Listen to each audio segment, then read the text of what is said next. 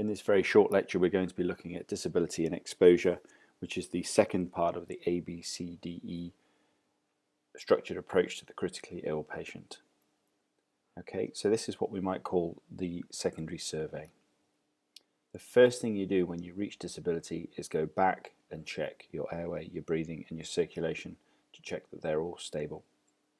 Once you're happy the patient has a patent airway, all the breathing issues have been corrected and circulatory issues have been corrected, then you can move on to disability by examining the pupils and their reaction, looking at the official Glasgow Coma Scale score, of which you can see a picture in the middle bottom there, measuring the blood sugar level, measuring the temperature.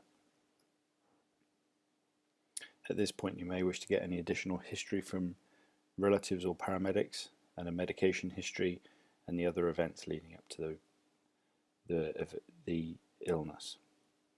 Once disability has been completed, you can do exposure of the patient, which means exactly that, a head-to-toe examination of the patient, exposing the whole body, but not for too long so that you lose too much body heat. You need to do an abdominal examination, a basic neurological examination, check the chest, pelvis and long bones for fractures, and have enough people on site so that you can perform a log roll and inspection of the back of the patient. But most importantly, DEFG stands for Don't Ever Forget Glucose, and if you haven't performed a glucose by now, then you need to perform one at this stage of the examination.